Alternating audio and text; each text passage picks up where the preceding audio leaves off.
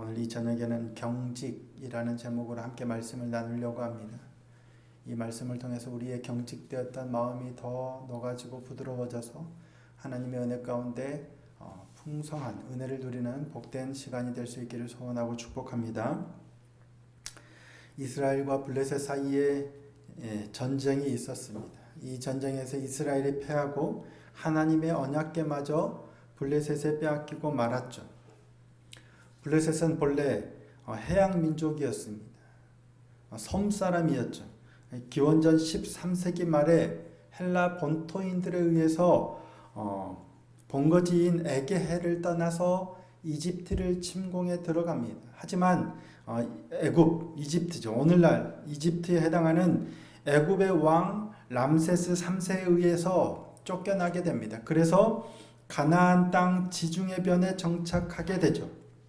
그래서 블레셋의 5대 성읍은 아스돗, 가사, 아스글론, 가드, 에그론 이렇게 5개의 성읍이 5대 성읍으로 이루어진 나라를 민족 국가를 이루게 됩니다.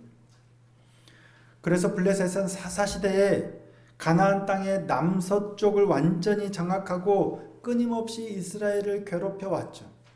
삼손 시대 무려 40년이나 블레셋이 이스라엘을 압제하기도 했었죠. 엘리 때 있었던 이 블레셋과 이스라엘의 전쟁은 이스라엘이 아마도 블레셋의 손에서 벗어나기 위하여 벌인 전쟁으로 보여집니다. 하지만 이 전쟁에서 잘 아시다시피 이스라엘은 처참하게 패하고 맙니다. 하나님의 언약궤를 가지고 가서 전쟁에서 승리하고자 했지만 하나님의 언약궤마저도 빼앗겨버리고 함께 갔던 홈리와 비느하스는 죽임을 당하고 그 소식을 들었던 엘리 제사장도 자기 의자에 앉았다가 뒤로 넘어져서 목이 부러져 죽고 맙니다. 완벽한 패배입니다. 이스라엘의 완벽한 패배였죠. 블레셋은 이 전쟁에서 빼앗은 하나님의 언약궤를 가지고 아스돗으로 갑니다. 그리고 다곤 신전, 다곤의 곁에다 하나님의 언약궤를 놓아둡니다. 자, 오늘 본문 1절 함께 한번 읽어보시겠습니다. 1절입니다. 시작. 블레셋 사람들이 하나님의 궤를 빼앗아 가지고 에벤에셀에서부터 아스돗에 이르니라. 아스돗으로 하나님의 언약궤를 가지고 갑니다. 근데 어디로부터 가죠? 에벤에셀에서부터 가고 있습니다. 이스라엘은 에벤에셀에 진을 쳤고 블레셋은 아벡에 진을 치고 싸웠었어요. 그리고 이 전투가 에벤에셀에 있던 하나님의 궤를 빼앗아 가지고 아스돗까지 가지고 간 거예요. 에벤에셀의 뜻이 뭐죠? 도움의 돌이라는 단어, 도움의 돌입니다. 에벤에셀, 도움의 돌이라는 뜻의 지명입니다. 근데 이곳이 에벤에셀이라고 불리운 것은 이후에 사무엘 때 하나님의 도우심으로 블레셋을 물리친 후에 그곳을 그 돌을 에벤에셀이라고 명명합니다. 자, 사무엘상 7장 12절 말씀입니다. 사무엘이 돌을 취하여 미스바와 센 사이에 세워 이르되 여호와께서 여기까지 우리를 도우셨다 하고 그 이름을 에벤에셀이라 하니라. 여호와께서 여기까지 우리를 도우셨다 하고 그 돌의 이름을 에벤에셀, 그때로부터 이 지명이 에벤에셀이 됩니다. 그러니까 성경을 기록할 때 그 이전에 아마도 이후에 성경을 기록해서 에벤에셀이라고 기록하지 않았나 싶습니다. 블레셋은 이스라엘에게서 빼앗은 하나님의 궤를 에벤에셀에서 아스돗으로 가져갑니다. 그리고 다곤 신전에 있는 다곤 곁에 둡니다. 이유가 뭐냐면 자신들의 신 다곤이 이스라엘의 신 여호와보다 크다, 위대하다라고 드러내 보이기 위함입니다. 자신들이 전쟁에서 이겼으니까 자신들이 섬기는 신 다곤이 자신들에게 패한 이스라엘의 신 여호와보다 더 강하다라는 것을 보여주기 위해서 하나님의 궤를 자신들의 신 다곤 옆에 둔 거예요. 그들은 하나님의 궤가 무엇을 의미하는지 알고 있었습니다. 뭐였죠? 여호와의 언약궤는 곧 하나님의 임재, 이스라엘이 섬기는 하나님을 상징하는 거룩한 성물이었습니다. 하나님의 괴가 이스라엘 진영에 이르렀을 때 블레셋 사람들이 했던 말이 이렇죠. 자, 4장 8절 말씀입니다. 블레셋 사람들의 표현입니다. 우리에게 화로다. 누가 우리를 이 능한 신들의 손에서 건지리요. 그들은 광야에서 여러 가지 재앙으로 애굽인을 친 신들이니라. 하나님의 괴가 이스라엘의 진영에 이르렀을 때 블레셋은 이처럼 두려웠어요. 그들의 신, 애굽인들을 광야에서 찾던 그들의 신이 왔다라고 두려웠던 거예요. 하지만 용기를 내어서 대장부같이 싸우라 라고 전쟁에 나가서 결국 이스라엘을 물리치고 그들의 신을 상징하는 하나님의 언약궤까지 빼앗은 거예요. 고대 근동에서는 전쟁에서 승리한 자들은 피정복자들의 그들이 섬기는 신들의 형상을 가져다가 자기가 섬기는 신들의 신전에 두는 거예요. 그게 무엇을 의미하는 거예요? 내가 섬기는 신이 너희들이 섬기는 신보다 강하다라는 것을 의미하는 거예요. 그래서 그것을 드러내기 위해서 상징적인 행동을 통해서 자신들의 신이 강하다는 것을 과시하기 위해서 이처럼 행하는 겁니다. 그래서 하나님의 궤를 아스돗에 있는 다곤 신전에 다곤 신 곁에다 둔 거예요. 다곤 신이 세나요? 하나님이 세시나요? 우리는 당연히 그렇게 생각하지만 블레셋 사람들은 자기가 섬기는 다곤이 더 세다라고 당연히 그렇게 생각했죠. 왜? 자신들이 이스라엘을 이겼으니까요. 그런데 이튿날 일찍이 일어나서 신전에 들어가 보니까 어떤 일이 벌어집니까? 다곤이 여호와의 하나님의 궤 앞에 엎드러져서 얼굴이 땅에 닿아 있는 거예요. 그냥 다곤 신상이 무너져 있는 정도가 아니고요. 하나님의 궤 앞에 엎드려져 바닥에 닿아 있는 얼굴이 땅바닥에 닿아 있는 거예요. 네, 그렇죠. 엎드려 있는 거죠. 절하는 거죠. 이게 무슨 일일까? 분명 자신들의 신 다곤이 훨씬 더 세서 우리가 전쟁에서 이겼는데 자신의 신 다곤이 여호와의 궤 앞에 엎드려 있는 거예요. 어떻게 생각했을까요? 당황스러웠겠죠. 이게 무슨 일인지 아마도 심히 당혹스러웠을 거예요. 이게 무슨 일이지? 아마도 우연히 일어난 일이 아닐까? 아니면 누군가 밤에 몰래 들어와서 이와 같은 일을 자신들이 꾸몄을 거다라고 생각했을 것 같아요. 그래서 다곤을 다시 일으켜서 그 자리에 세워놓습니다. 아마도 그 밤에 잘 지키고 있었겠죠. 또 누군가 와가지고 다곤 신상을 또 여호와의 궤 앞에 또 이런 짓을 할까봐 자신들의 신이 더 세다라고 그걸 꾸밀까봐 아마 잘 지키고 있지 않았을까 싶어요. 그런데 다음날 아침 또 일찍이 일어나서 다곤 신전에 들어가 보니까 어떻습니까? 다곤 신이 또 엎드러져 있는 거예요. 하나님의 궤 앞에 다곤 신상이 쓰러져서 얼굴은 엎드러져서 땅바닥에 닿여 있고 뭐예요? 두 손은 손목이 끊어져 가지고 문지방에 놓여 있는 거예요. 그리고 몸뚱이만 그냥 위에 있던 몸뚱이만 덩그러니 놓여 있는 거예요. 무슨 의미인가요? 누군가가 장난한 게 아니고 분명히 지켰을 거예요. 그런데도 또 그런 일이 일어났다는 건 무슨 의미예요?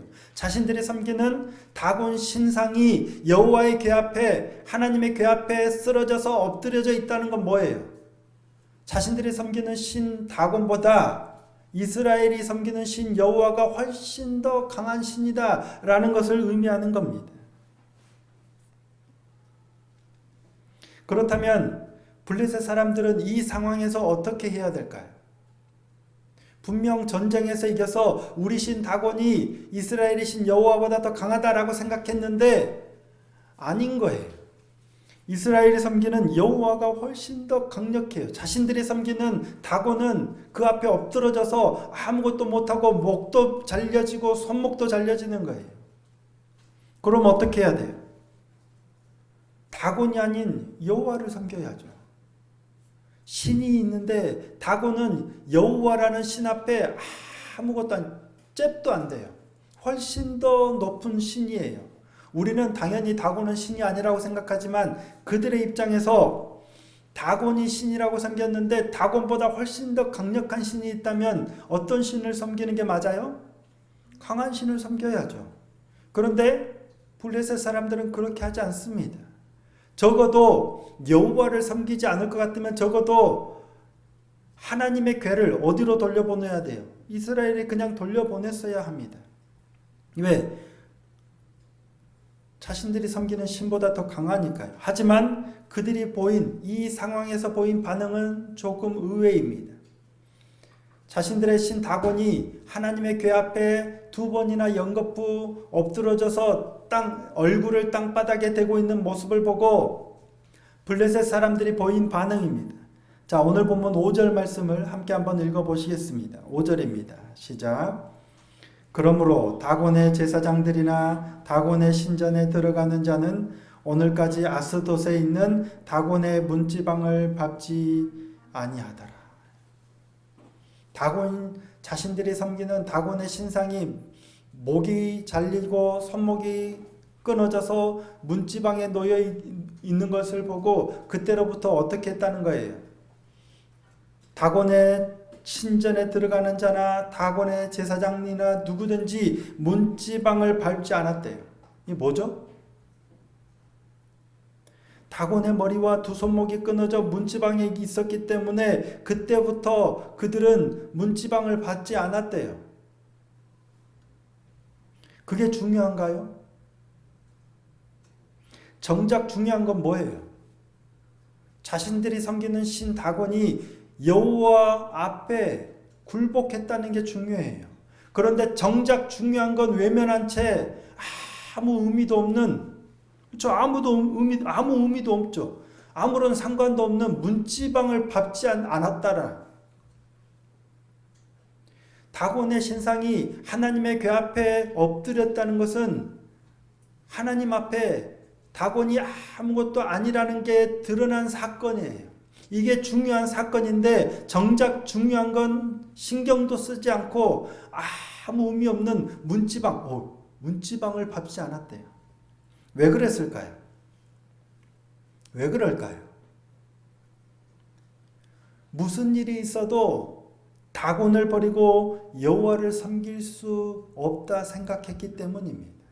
그런 일이 일어났을 때 당연히 다곤을 버리고 당연히 여호와를 섬겨야 되는데 이런 생각이 안 드는 거예요. 다곤을 버릴 수 없어요. 어떤 일이 있어도 다곤이 가장 위대한 자신들이 섬기는 신이라고 생각하기 때문입니다. 제 아무리 여호와가 위대한 신이고 다곤은 그에 못 미친다는 사실들이 제 아무리 증명된다 해도 자신의 생각이 바뀌지를 않습니다. 이게 경직입니다. 생각을 바꾸려고 하지 않아요. 생각이 바뀌지 않고 그런 생각조차 들지 않습니다. 이게 경직이에요. 결국 하나님께서 그들을 독한 종기로 치시죠. 자, 6절입니다. 여호와의 손이 아스돗 사람에게 엄중히 더하사 독한 종기의 재앙으로 아스돗과 그 지역을 쳐서 망하게 하니. 독한 종기는 6장 5절에 보면 독한 종기의 형상과 땅을 해롭게 하는 쥐의 형상을 만들어서 함께 보냅니다. 이걸로 볼 때 아마도 겨드랑이나 사타구니에 임파선이 부어오르는 선페스트로 추정하곤 합니다. 그러니까 어떤 질병이든지 우리가 생각하는 뭐예요? 독한 종기는 전염병입니다.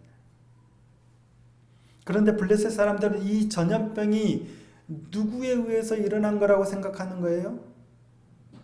이스라엘의 신 여호와 때문에 일어났다. 하나님의 언약궤 때문에 일어났다라고 생각을 합니다. 자, 7절입니다.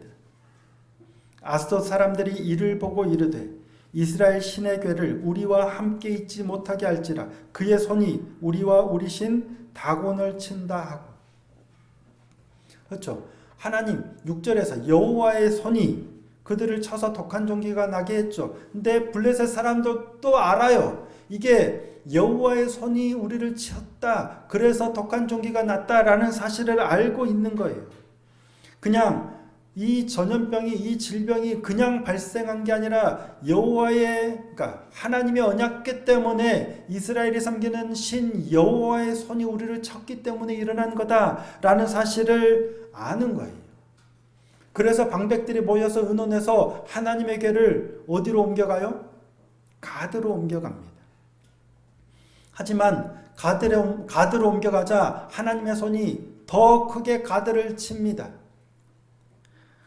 심히 큰 환난을 가드에 더하사 성읍 사람의 작은 자와 큰 자를 다 쳐서 독한 종기가 나게 하십니다. 틀림없어졌죠. 아스돗에 있을 때 독한 종기가 나서 사람들이 막 괴로워하고 많이 죽어나가더니 가드로 옮겼더니 가드에 훨씬 더 심한 전염병이 창궐 해서 수많은 사람들이 죽어가는 겁니다. 여호와의 손이 친 게 틀림없어졌어요. 그래서 이번에는 에그론으로 옮기려고 합니다. 에그론으로 보냅니다. 그러자 에그론 사람들이 어떻게 반응합니까? 난리가 납니다. 자신들을 죽이려고 이스라엘의 신의 궤를 우리에게 보냈다라고 하면서 아우성입니다. 자, 10절 말씀입니다. 오늘 본문 10절 말씀 함께 한번 읽어보겠습니다. 시작. 이에 그들이 하나님의 궤를 에그론으로 보내니라. 하나님의 궤가 에그론에 이른즉 에그론 사람이 부르짖어 이르되 그들이 이스라엘 신의 궤를 우리에게로 가져다가 우리와 우리 백성을 죽이려 한다 하고. 에그론 사람들도 알았죠. 이스라엘 신의 궤가 우리에게 오면 우리가 독한 종기로 우리도 죽게 될 거라는 걸 알아요. 지금 블레셋 여러 성읍에 일어나고 있는 이 독한 종기가 누구 때문이라는 사실을 그들도 명확하게 인식하고 있었던 거예요. 그래서 블레셋 모든 방백들이 모여서 이스라엘 신의 궤를 본래 그 있던 곳으로 돌려보내 우리와 우리 백성이 죽임당함을 면하게 하자 결의하는 거예요. 자신들이 겪고 있는 이 모든 재앙이 이스라엘의 신 여호와 때문이라는 사실을 인정하는 겁니다. 그렇다면 그들은 자신들의 신 다곤보다 여호와가 훨씬 강한 신이라는 사실을 여러 차례 경험하게 되는 거죠. 자신들의 신 다곤이 여호와의 손에서 자신들을 보호하거나 지켜줄 수 없다는 사실을 너무나도 명백히 경험하게 되는 겁니다. 그렇다면 그들이 해야 될 결정은 뭐예요? 하나님을 섬겨야 되는 거예요. 여호와를 섬겨야 되는 거예요. 하지만 그들은 여호와를 섬길 생각 자체를 하지 못합니다. 우리가 생각할 때는 당연히 마음을 바꿔서 여호와를 섬겨야 된다라고 생각하지만 그런 생각 자체를 못해요. 그게 바로 경직입니다. 그들이 선택하는 건 뭐예요? 여호와를 섬기기로 결단하는 대신 여호와의 궤를 본래 그 있던 곳으로 돌려보내기로 하는 거예요. 이게 그들의 선택입니다. 왜 이걸 선택하냐면 여호와를 섬겨야 되겠다는 생각 자체를 못하기 때문이에요. 이게 그들의 신앙이고 이게 그들의 신념이에요. 다곤이 아닌 여호와를 섬기는 것은 있을 수 없는 일입니다. 이게 과연 옳은가요? 되게 어리석어 보이죠. 그런데 이런 일이 우리가 살아가면서 너무도 흔히 겪는 일이 아닌가 싶습니다. 신앙함에 있어서 가장 위험한 것 중에 하나가 바로 이 경직입니다. 어쩌면 신앙뿐만 아니라 우리가 살아가면서 우리 삶에 있어서 가장 위험한 요소 중에 하나가 바로 이 경직이 아닌가 싶습니다. 생각이 바뀌지 않습니다. 여러분 혹시 카메라 하면 떠오르는 메이커 회사 이름이 있으세요? 지금은 뭐 캐논, 소니, 라이카 등등 니콘 이런 회사들이 그래도 유명하지만 한때 가장 유명했던 카메라 회사가 어디였냐면 바로 코닥이라는 회사입니다. 사진을 보시면 이게 코닥 필름이에요. 지금은 디지털 카메라로 필름을 사용하는 사람들이 별로 없지만 한때는 카메라를 쓰려면 거의 누구나 다 저는 다른 필름은 잘 생각나지 않습니다. 코닥 필름 하면 코닥이었어요. 이 필름을 사서 뒤에 끼워가지고 사진을 찍고 나중에 이걸 빼서 암실에서 인화를 하고 그랬었죠. 카메라 하면 코닥이었어요. 한때 카메라 필름 하면 코닥이었어요. 이 코닥이라는 회사는 1888년에 미국 사람이 세운 회사입니다. 다국적 기업으로 카메라와 같은 영상 제품과 관련된 그러한 서비스를 제공하는 기업입니다. 필름과 아날로그 카메라를 상징하는 기업이 바로 이 코닥이었어요. 그런데 지금은 코닥이 문을 닫았습니다. 문을 닫았나요? 카메라의 역사에 기여한 바가 크지만 디지털 카메라의 시대에 적응하지 못하고 2012년 1월 9일 결국 파산 신청을 하고 맙니다.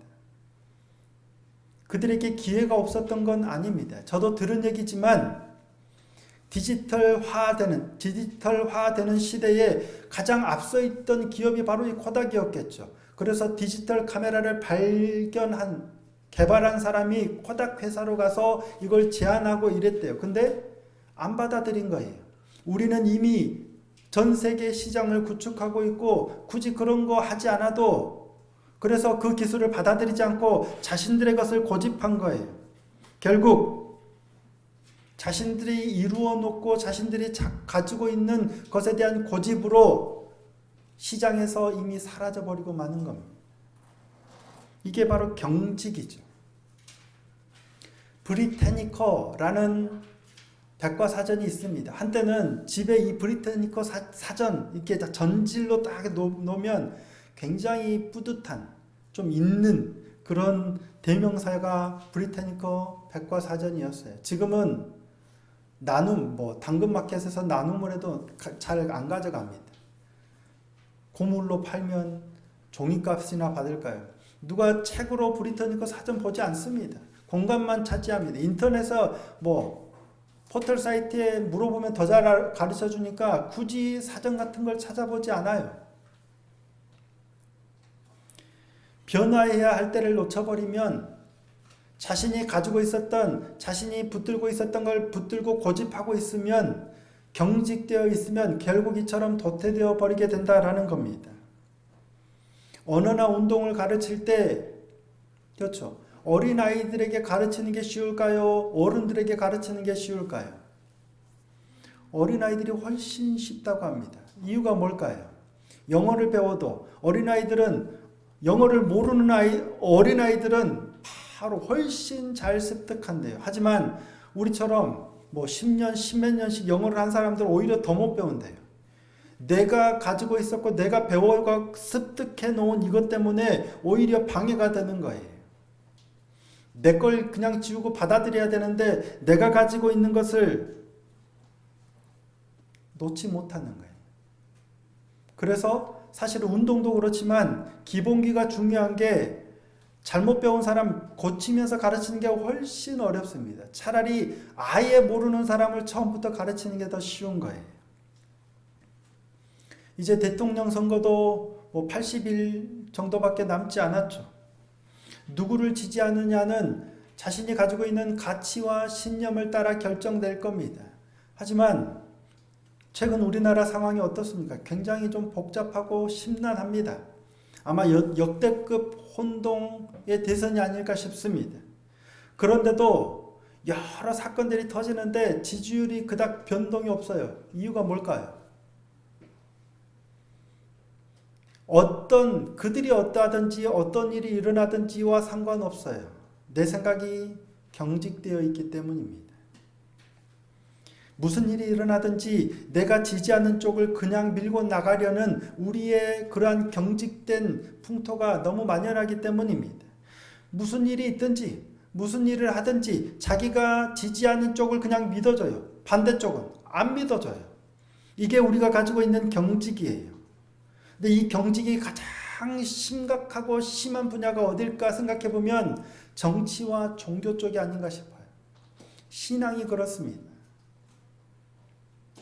한번 선택하면 팥으로 매주를 쓴다고 해도 어쩐 일인지 그냥 그 길을 따라갑니다. 예수님께서 무슨 일을 하셔도 그들의 생각은 변함이 없어요. 예수님이 죽은 자를 살리고 예수님이 병자를 고치고 어떤 일을 행하셔도 반대하는 사람들은 믿으려고 생각을 바꾸지 않아요. 바울처럼 다메섹 도상에서 예수님을 만나는 경험을 하지 않는 이상 쉽게 생각이 바뀌지 않습니다. 내가 가진 신념의 양면성, 이게 바로 경직입니다. 신념은 좋은 거죠. 근데 신념은 경직과 친밀할 수밖에 없는 것 같아요. 그만큼 내 안에 견고하게 굳어진 가치가 신념이기 때문이죠. 그 신념이 그릇되었을 때는 오히려 나를 죽이는 날카로운 비수가 될 수밖에 없습니다. 그래서 중요하면서 위험한 게 바로 신념입니다. 신념을 버리라는 얘기는 당연히 아닙니다. 신념은 굉장히 중요한 겁니다. 하지만 신념은 언제나 위험하다는 사실을 동시에 기억하고 있어야 돼요. 흔히 나는 어때? 나는 어떤 사람이야? 나는 절대 좋은 자세이기도 하지만 굉장히 위험하기도 한 자세인 것 같습니다. 어떤 증거들이 밀려와도 잘 바뀌지 않아요. 제 아무리 다른 분야는 차치하고서라도 말씀을 대하는 자세도 마찬가지입니다. 누군가는 근본주의적으로, 누군가는 자유주의적으로, 누군가는 진보적, 다양한 자신이 가지고 있는 그 스펙트럼 안에서 다른 쪽에서 어떤 증거들을 대도 받아들이려 하지 않습니다. 굉장히 중요하면서도 위험한 게 바로 우리의 신앙이고 신념이 아닌가 싶어요. 그래서 매일 말씀 앞에 서야 합니다. 그런데 말씀 앞에 설 때 우리의 자세가 정말 중요한 것 같습니다. 매일 말씀 앞에서 나를 점검해야 되는데 말씀 앞에서 내가 옳은가를 확인하려고 하면 위험합니다. 내 신념이 옳은지를 점검하려고 하면 오히려 위험해요. 그렇게 접근하면 내가 옳다는 것을 입증하려고 보기 때문에 그러한 증거들로만 드러나게 되기 때문입니다. 말씀 앞에서 나를 점검해야 되지만 말씀을 통해서 나의 옳음을 확인하려고 하는 게 아니라 말씀 앞에서 나를 향한 하나님의 음성을 들으려 해야 하는 겁니다. 이게 굉장히 중요한 말씀인 것 같습니다. 말씀 앞에서 내가 옳다 여기는 신념을 확인하려고 하는 자세가 잘못된 게 아닌 것 같잖아요. 근데 그게 아니고요. 말씀 앞에서는 오히려 하나님의 말씀을, 나를 향한 하나님의 말씀을 들으려고 해야 돼요. 그러면 하나님이 네 생각이 맞다, 네가 옳다라고 하실 때가 많을까요? 아니면 그건 아니다라고 하실 때가 많을까요? 정답은 잘 모르겠지만 제 개인적인 입장으로는 후자가 훨씬 많습니다. 하나님 제가 잘했죠. 너 잘했어. 이게 맞죠. 그게 맞아. 라고 하시는 것보다 이건 아니고 이건 잘못했고 이건 뭐가 잘못이고 그런 경우가 훨씬 많은 것 같아요. 생각해보면 왜 그럴까? 제가 죄인이기 때문에. 말씀 앞에 서면 우리가 죄인이기 때문에 하나님께서 내가 옳다라고 말씀하시는 것보다 내가 잘못했다라고 말씀하시는 게 훨씬 많은 것 같아요. 그런데 그 말씀을 들으면 내가 죽을 것 같은 게 아니라요. 오히려 나 잘못했다고 틀렸다고 말씀하시는데 오히려 살 것 같다는 거예요. 신비하죠. 하나님은 사랑이시기 때문인 줄 믿습니다. 그렇기 때문에 나를 향해서 내가 틀렸다 잘못했다 하시는 그 말씀이 나를 잘못되게 하시는 게 아니라 나를 살게 하시기 위해서 바르게 가르치시는 말씀이기 때문인 줄 믿습니다. 말씀 앞에서 겸손히 나에게 말씀하시는 하나님의 음성을 매일매일 들을 수 있기를 소원하고 축복합니다. 그를 통해서 나의 딱딱하게 굳어버린 어리석은 신념이 아니라 하나님의 말씀을 따라서 나를 날마다 치고 복종하고 그리함으로 하나님의 말씀을 따라서 순종하며 나가는 참된 믿음의 길을 걸어가는 저와 여러분이 되기를 소원하고 축복합니다. 그게 내가 사는 길이요 그게 바르게 믿음 안에 살아가는 길인 줄로 믿습니다. 우리는 어쩔 수 없이 경직될 수밖에 없습니다. 경직과 신념은 대단히 친밀하죠. 그래서 신념을 버릴 수는 없지만 신념이 얼마나 위험한지를 늘 말씀 앞에서 점검하고 나를 향한 하나님의 말씀을 잘 듣고 믿음으로 순종하며 나아가는 거룩한 복된 인생이 될 수 있기를 예수님의 이름으로 축복합니다.